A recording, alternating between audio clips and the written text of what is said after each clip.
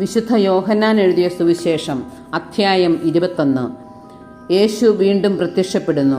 ഇതിനുശേഷം യേശു തിബേരിയാസ് കടൽ തീരത്ത് വെച്ച് ശിഷ്യന്മാർക്ക് വീണ്ടും തന്നെ വെളിപ്പെടുത്തി. അവൻ വെളിപ്പെടുത്തിയത് ഇപ്രകാരമാണ്: ശിമയോൻ പത്രോസ്, ദീദിമോസ് എന്ന് വിളിക്കപ്പെടുന്ന തോമസ്, ഗലീലിയിലെ കാനായിൽ നിന്നുള്ള നഥാനയേൽ, സെബദിയുടെ പുത്രന്മാർ എന്നിവരും വേറെ 2 ശിഷ്യന്മാരും ഒരുമിച്ചിരിക്കുകയായിരുന്നു. ശിമയോൻ പത്രോസ് പറഞ്ഞു, ഞാൻ മീൻ പിടിക്കാൻ പോകുകയാണ്. അവർ പറഞ്ഞു, ഞങ്ങളും നിന്നോടുകൂടെ വരുന്നു. അവർ പോയി വള്ളത്തിൽ കയറി. എന്നാൽ ആ രാത്രിയിൽ അവർക്ക് ഒന്നും കിട്ടിയില്ല. ഉഷസ്സായപ്പോൾ യേശു കടൽക്കരയിൽ വന്നു നിന്നു. എന്നാൽ അത് യേശുവാണെന്ന് ശിഷ്യന്മാർ അറിഞ്ഞില്ല. യേശു അവരോട് ചോദിച്ചു, കുഞ്ഞുങ്ങളെ, നിങ്ങളുടെ അടുക്കൽ മീൻ വല്ലതുമുണ്ടോ? ഇല്ല എന്ന് അവർ ഉത്തരം പറഞ്ഞു. അവൻ പറഞ്ഞു, വള്ളത്തിൻ്റെ വലത്തുവശത്ത് വലയിടുക, അപ്പോൾ നിങ്ങൾക്ക് കിട്ടും. അവർ വലയിട്ടു. അപ്പോൾ വലയിൽ അകപ്പെട്ട മത്സ്യത്തിൻ്റെ ആധിക്യം നിമിത്തം അത് വലിച്ചു കയറ്റാൻ അവർക്ക് കഴിഞ്ഞില്ല. യേശു സ്നേഹിച്ചിരുന്ന ആ ശിഷ്യൻ പത്രോസിനോട് പറഞ്ഞു, അത് കർത്താവാണ്. അത് കർത്താവാണെന്ന് കേട്ടപ്പോൾ ശിമയോൻ പത്രോസ് താൻ നഗ്നനായിരുന്നതുകൊണ്ട് പുറംകുപ്പായമെടുത്ത് ധരിച്ച് കടലിലേക്ക് ചാടി. എന്നാൽ മറ്റു ശിഷ്യന്മാർ മീൻ നിറഞ്ഞ വലയും വലിച്ചുകൊണ്ട് വള്ളത്തിൽ തന്നെ നിന്നു. അവർ കരയിൽ നിന്ന് ഏകദേശം 200 മുഴത്തിലധികം അകലെയല്ലായിരുന്നു. കരയ്ക്കിറങ്ങിയപ്പോൾ തീ കൂട്ടിയിരിക്കുന്നതും അതിൽ മീൻ വച്ചിരിക്കുന്നതും അപ്പവും അവർ കണ്ടു. യേശു പറഞ്ഞു, നിങ്ങൾ ഇപ്പോൾ പിടിച്ച മത്സ്യത്തിൽ കുറെ കൊണ്ടുവരുവിൻ. ഉടനെ ശിമയോൻ പത്രോസ് വള്ളത്തിൽ കയറി വലിയ മത്സ്യങ്ങൾ കൊണ്ട് നിറഞ്ഞ വല വലിച്ച് കരയ്ക്ക് കയറ്റി. അതിൽ 153 മത്സ്യങ്ങളുണ്ടായിരുന്നു. ഇത്രയധികം ഉണ്ടായിരുന്നിട്ടും വല കീറിയില്ല. യേശു പറഞ്ഞു, വന്നു പ്രാതൽ കഴിക്കുവിൻ. ശിഷ്യന്മാരിൽ ആരും അവനോട് നീ ആരാണ് എന്ന് ചോദിക്കാൻ മുതിർന്നില്ല. അത് കർത്താവാണെന്ന് അവർ തിരിച്ചറിഞ്ഞിരുന്നു. യേശു വന്ന് അപ്പമെടുത്ത് അവർക്ക് കൊടുത്തു. അതുപോലെ തന്നെ മത്സ്യവും. യേശു മരിച്ചവരിൽ നിന്ന് ഉയർപ്പിക്കപ്പെട്ട ശേഷം ശിഷ്യന്മാർക്ക് പ്രത്യക്ഷപ്പെടുന്നത് ഇത് 3-ാം പ്രാവശ്യമാണ്. പത്രോസ് അജപാലകൻ.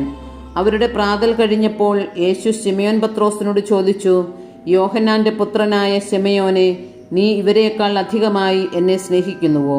അവൻ പറഞ്ഞു, ഉവ്വ് കർത്താവേ, ഞാൻ നിന്നെ സ്നേഹിക്കുന്നുവെന്ന് നീ അറിയുന്നുവല്ലോ. യേശു അവനോട് പറഞ്ഞു, എൻ്റെ ആടുകളെ മേയ്ക്കുക. 2-ാം പ്രാവശ്യവും അവൻ ചോദിച്ചു, യോഹന്നാന്റെ പുത്രനായ ശിമയോനെ, നീ എന്നെ സ്നേഹിക്കുന്നുവോ? അവൻ പറഞ്ഞു, ഉവ്വ് കർത്താവേ, ഞാൻ നിന്നെ സ്നേഹിക്കുന്നുവെന്ന് നീ അറിയുന്നുവല്ലോ. അവൻ പറഞ്ഞു, എൻ്റെ കുഞ്ഞാടുകളെ മേയ്ക്കുക.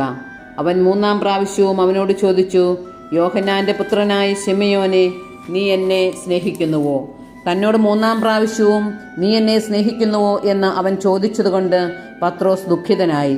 അവൻ പറഞ്ഞു, കർത്താവേ, നീ എല്ലാം അറിയുന്നു. ഞാൻ നിന്നെ സ്നേഹിക്കുന്നുവെന്നും നീ അറിയുന്നു. യേശു പറഞ്ഞു, എൻ്റെ കുഞ്ഞാടുകളെ മേയ്ക്കുക. സത്യം സത്യമായി ഞാൻ നിന്നോട് പറയുന്നു, ചെറുപ്പമായിരുന്നപ്പോൾ നീ സ്വയം അരമുറുക്കുകയും ഇഷ്ടമുള്ളിടത്തേക്ക് പോവുകയും ചെയ്തിരുന്നു. എന്നാൽ പ്രായമാകുമ്പോൾ നീ നിന്റെ കൈകൾ നീട്ടുകയും മറ്റൊരുവൻ നിന്റെ അരമുറുക്കുകയും നീ ആഗ്രഹിക്കാത്തിടത്തേക്ക് നിന്നെ കൊണ്ടുപോവുകയും ചെയ്യും. ഇത് അവൻ പറഞ്ഞത് ഏതു വിധത്തിലുള്ള മരണത്താൽ പത്രോസ് ദൈവത്തെ മഹത്വപ്പെടുത്തും എന്ന് സൂചിപ്പിക്കാനാണ്. അതിനുശേഷം യേശു അവനോട്, എന്നെ അനുഗമിക്കുക എന്ന് പറഞ്ഞു. യേശുവും വത്സല ശിഷ്യനും. പത്രോസ് തിരിഞ്ഞു നോക്കിയപ്പോൾ യേശു സ്നേഹിച്ചിരുന്ന ആ ശിഷ്യൻ പിന്നാലെ വരുന്നത് കണ്ടു. ഇവനാണ് അത്താഴ സമയത്ത് യേശുവിൻ്റെ വക്ഷസ്സിൽ ചാരിക്കിടന്നുകൊണ്ട്, കർത്താവേ, ആരാണ് നിന്നെ ഒറ്റക്കൊടുക്കുവാൻ പോകുന്നത് എന്ന് ചോദിച്ചത്. അവനെ കണ്ടപ്പോൾ പത്രോസ് യേശുവിനോട് ചോദിച്ചു, കർത്താവേ, ഇവൻ്റെ കാര്യം എന്ത്? യേശു പറഞ്ഞു, ഞാൻ വരുന്നതുവരെ ഇവൻ ജീവിച്ചിരിക്കണമെന്നാണ് എൻ്റെ ഹിതമെങ്കിൽ നിനക്കെന്ത്? നീ എന്നെ അനുഗമിക്കുക.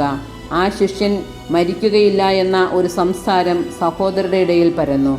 എന്നാൽ അവൻ മരിക്കുകയില്ല എന്നല്ല യേശു പറഞ്ഞത്.